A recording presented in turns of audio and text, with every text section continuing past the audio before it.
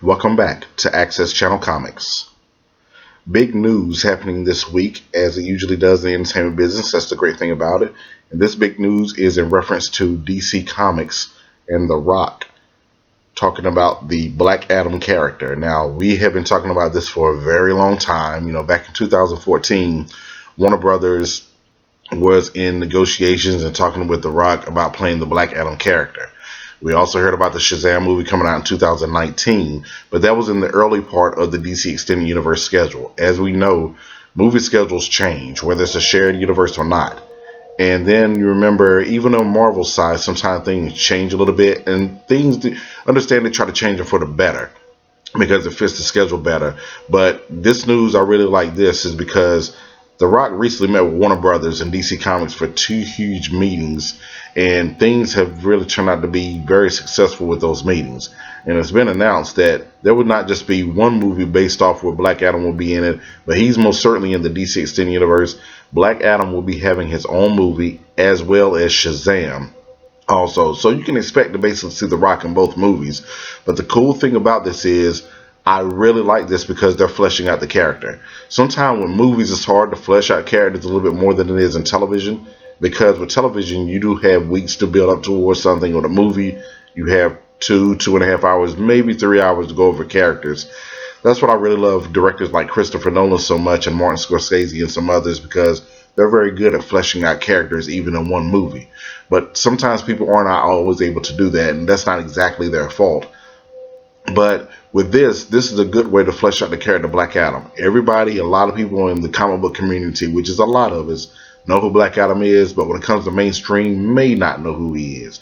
People do know who mainstream is, as if they see that bolt across his chest, they may think of Captain Marvel. So it's a good way, but it's a good way to tell his backstory without rushing into things. He'll have his own movie, and as many of you may know, and some of you may not know, Black Adam was one of the first Captain Marvel. He was the first Captain Marvel, if I'm not mistaken, who Shazam chose, but he turned and fell into evil later on. So basically, Captain Marvel was the name that Shazam used to go by. So let's break this down a little bit so people won't be confused. Many people know Billy Batson, who is Shazam. Earlier in his career in the comic book continuity, Fawcett Comics had a character named Captain Marvel, who is Billy Batson, who was chosen by the wizard Shazam. So based on when he said the name Shazam, he turned into Captain Marvel. He went from Billy Batson to Captain Marvel. Now, originally that was Black Adam. That was his old role, but he turned evil.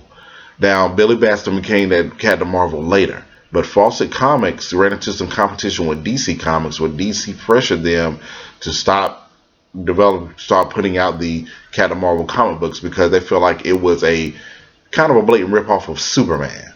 Now, Superman at the time, and then many times even now, the biggest superhero in the world. Sometimes Captain Marvel actually outsold his comic books, even though by that time Superman really didn't need that, because he became this huge mega phenomenon even outside of comics, like he and Batman has been for years. But taking it, Fawcett Comics stopped putting out the comic books. DC bought the Captain Marvel character, and they still use Captain Marvel. Now, Marvel Comics, of course, they've developed their own Captain Marvel and trademarked the name. Now, DC and Marvel never really went to court or anything on this. It was a friendly competition. It was like, hey, we both got Captain Marvels. But DC's Captain Marvel was still more famous and more popular. And then between 2010 and 2012, when the new DC 52 came along, DC had this idea of just stop calling Billy Batson Captain Marvel when he transformed into the character. So let's just call him Shazam, because for many years, a lot of people thought Captain Marvel was Shazam anyway. However, Captain Marvel was not Shazam. Shazam is the wizard. And if you go take a good look at this to learn more about it, if you don't want to read up on it, which I suggest you do, a good thing to pick up is DC's Showcase that came out maybe around 2010 to 2011. Is Superman, Shazam, The Return of Black Adam. It's a great short story. Animation is very great. And George Newbern comes back and voiced Superman, Clark Kent.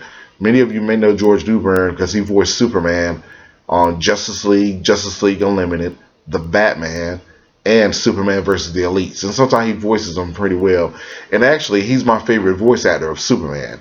Don't get me wrong. I know I may ruffle some feathers as far as Tim Daly. Tim Daly is one of my favorites, but George Lucas is my number one top one when it comes to that. So we all got our opinions. But anyway, that's how the history of the Captain Marvel character and how he's just now called Shazam. I will always know him as Captain Marvel personally, but I do like the fact that he's called Shazam. But Shazam is still in recognition of the Wizard. But back to The Rock, I think it's great that he's going to get his own story, his own movie. And then when we see him in Shazam's movie, we'll be like, okay, cool, he's returning back. We're used to him, and now we're getting to see the new kid on the block. Many movies don't do that. They don't really take that chance. So I applaud Warner Brothers and DC Comics for starting off with the villain to see how he turns. It's kind of like taking your time with it with a Star Wars story, and sometimes that has to be done. It's a great way to flesh out the characters. And that's what I like when they're doing the new Voltron series on Netflix. With season 2 already on now, so make sure you check it out. They're fleshing out the characters so how you get to see it more. You can tell in the future how Keith is going to become the leader of the Voltron force. So those are some great things instead of rushing all into it and throwing it out there. So this is a great thing. And keep in mind, Jeff Johns is more involved with these DC movies, starting with Wonder Woman. So he could be involved in this also, not know for sure, but he could at least, they could be consulting with him. It's a great way to develop these characters since he's got more input now. Back in 2011 when the Green Lantern character came out, he had a little involvement, but it wasn't too much he can do. But now he's overall in control of it, which is a great thing. Not saying that he doesn't have to answer to one, but they go to him for the big stuff like Marvel does with Kevin Feige. So this is a great thing. I feel like a character like Superman and maybe even Wonder Woman, those would be great characters to have a cameo in a Shazam movie. So I would just love to see them mix it up a little bit. Superman and Black Adam throwing down on the big screen. And then one day Superman and Shazam could throw down on the big screen, but that would be more of a misunderstanding when they fight. But they'd be homies again or teammates of the Justice League. So that'll be great. But I really love what they're doing with this. This is great when you got a guy like The Rock can come in and play this. The Rock is a franchise saver. He'll be a key component. Love what he did with the Fast and Furious franchise and everything. Love what he did with G.I. Joe Retaliation. A lot of people tune in because The Rock has charisma. It's just oozing out all day long. We saw it back in the WWF, WWE, which is a great thing. How we saw The Rock all those years, especially his chemistry with Stone Cold Steve Austin. So it's just so much great things going on. So what do you guys think about it? Are you happy with them doing both the Black Adam and Shazam movie? Did you just want them to do just one? Me personally, I don't plan to season anyone's heads. It's your own choice. I really love the fact they're going to do a Black Adam movie and they're going to do a Shazam movie. They get to flesh out the characters. You're getting to see the mythology of it all. It's just just great about that. Certain villains or anti-heroes, you don't want to know their backstory, but certain ones you do. Like the Joker, you don't really want to hear his backstory because it kind of ruins it because he's such a interesting and unpredictable character. But when it comes to a character like Black Adam, who is one of the biggest supervillains in all of comic books in the DC universe, but he's also at times an anti-hero, you want to know some of these reasonings behind this. So this is very cool, very big news. So just we'll be seeing it in some years to come because the DC Extended Universe kicks off next with Wonder Woman. But if you do want another DC film kind of outside that universe, but it's still a DC Comics film with Warner Brothers, check out the Batman Lego movie coming out next month. But as far as the DC Extended Universe, Wonder Woman opens up early June of this year, and Justice League in November of this year. So it's going to be a very, very big action-packed year.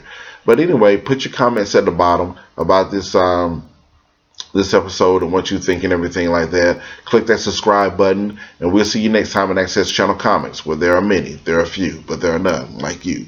Peace.